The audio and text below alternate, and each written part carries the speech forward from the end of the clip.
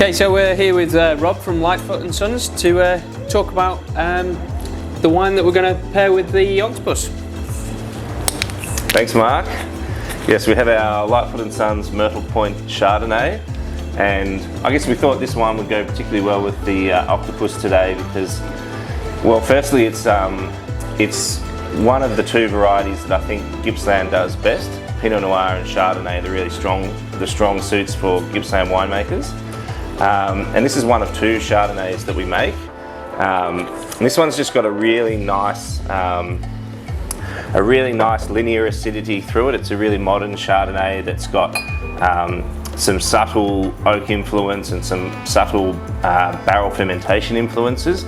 But overall, it's just a really nice modern Chardonnay that still just retains some really nice brightness and freshness. And I think for a dish that's got some really nice delicate flavours in it, like the octopus, it's a really great pairing. I think the other Chardonnay that we make is a little oakier. It's got some more malolactic fermentation and it's a bit richer. And I think for a dish like this with the local octopus and the samphire and the delicate flavours, this Myrtle Point Chardonnay is just a really nice pairing. I'm Victoria from Sardine Eatery and Bar. I run the front of the house here. Mark, thanks so much for preparing this dish for us. And Rob, thanks for the great wine. My pleasure. Thank you. Let's tuck in, shall we? Sounds good. Cheers.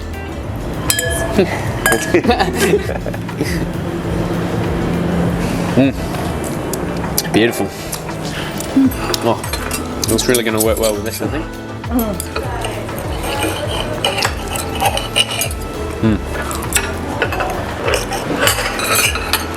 Oh, yummo.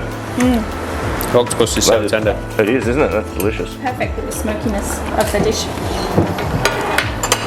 Absolutely delicious. So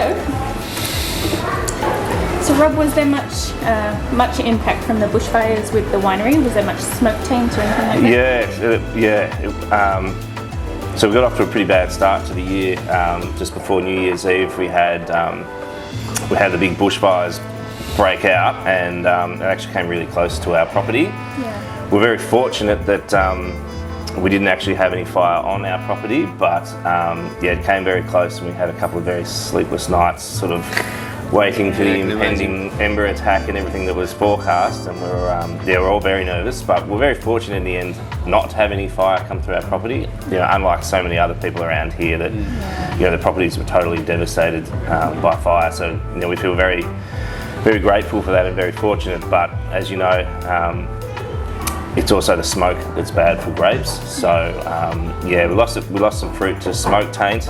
It's more of a problem with red wines than it is for white wines, just from the way that the grapes absorb the smoke and how the grapes are used in winemaking. But more skin contact. Yeah, so wines that have skin contact with red wines, we're at risk. But yeah, we've done some interesting experimentations in the winery, and I think we're going to have some new and exciting wines to release. But definitely the most challenging vintage we've had on record. I think it was just like, one thing after the next, and yeah. It's definitely been a challenging year. It has certainly been a challenging year because we thought, wow, that's like a 1 in 100 year event, that fire, and then a few months later you back it up with coronavirus. Yeah, absolutely. Wow. Yeah. 2020. Brought about a lot of change this year, hasn't it? Yeah, it definitely has. It's definitely the year to adapt and make change. Yeah, I mean, because the bushfires were tough on you guys too, wasn't it? I mean, everyone, East Gippsland got evacuated, and right when you should have been flat out. Yeah, that's the busiest time of year for us in Paynesville. And then, a lot of people cancelled their bookings, and we had a lot that just left and didn't cancel their bookings, so we had a lot of no-show bookings. And it was just... It's hard, isn't it, when you gear up, for like the main event all year. Yeah. Yeah. Absolutely. Yeah, it's you have a plan and that goes out the window, and just have to go with it. Make changes where you can. And Yeah, well, 2020's become the year of having to sort of make changes where you can and, fly by the seat of your pants, hasn't it? Absolutely. What changes have you had to make in the winery with COVID-19? Well, yeah, quite a few changes. So firstly, our cellar door was shut, and like it's a busy time of year for us, so it's always disappointing to have the cellar door shut because it's a place where we really love to share our wines with people and And particularly as we're doing more, like increasingly more experimental wines, it's a great place to show those wines to people and really get their feedback. And so that's been shut, and obviously having all the local restaurants and cafes and everything shut, that's where most of our wine is sold. So, you know, things really ground to a halt for us, but you know, viticulture and winemaking, they sort of continue anyway. It doesn't matter if it's like bushfires, corona, and so we've got a really good team, and it was great to see like everyone just adapting, and you know, people had never pruned vines before are out pruning vines, and you know, people working in the winery that don't normally work in the winery. And so, you know, the one plus is that you know, people that are normally too busy doing other things like cellar door or deliveries or whatever, all of a sudden had heaps of time on their hands, and so could then, you know, jump in and do some extra stuff in the vineyard, in the winery. And I think it's really nice for people to get that. You know, They learn new things and get a different perspective on it all. Yeah.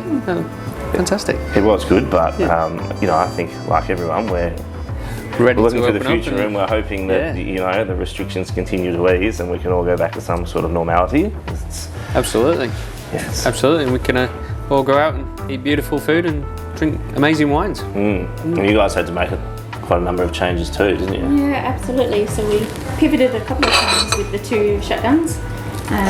The main one being online ordering and takeaway, which has been a great thing to add anyway, so that's been a positive, and it's something that we will continue with.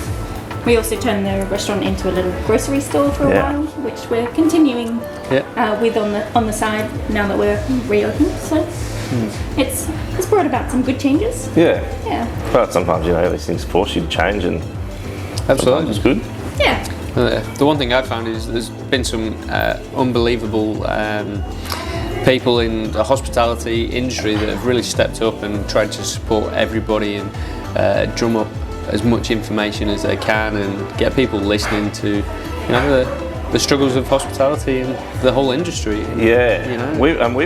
we've also really noticed that there's a really renewed and really like a whole sort of tidal wave of support for everything local now. And you know, previously people always wanted local produce, they want local wine, they want local beer, but it's kind of drawn the focus even more now, and that's been a really like encouraging outcome as well. It's really, you know, people can see that you've had a very tough year for all sorts of reasons, and so many people have had a tough year. Absolutely. It's not just us by any stretch. And yeah, I think it's really nice that you see people's perspective really change, and that real focus now on supporting all things local. And it's brought a lot more awareness of what's actually there in the local market as well. I think people trying to support local have then gone and searched for the local products, and now they're aware of it, they'll continue to support it, which is great.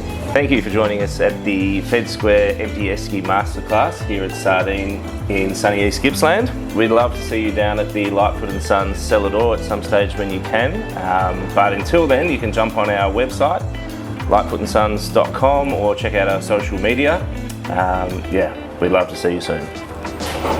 And for Sardine Eatery and Bar, if you head to sardineeaterybar.com, you can view our menu or purchase gift vouchers, or you can even make a booking for when you can return to us. We look forward to seeing you shortly. And for more masterclasses, check out fedsquare.com.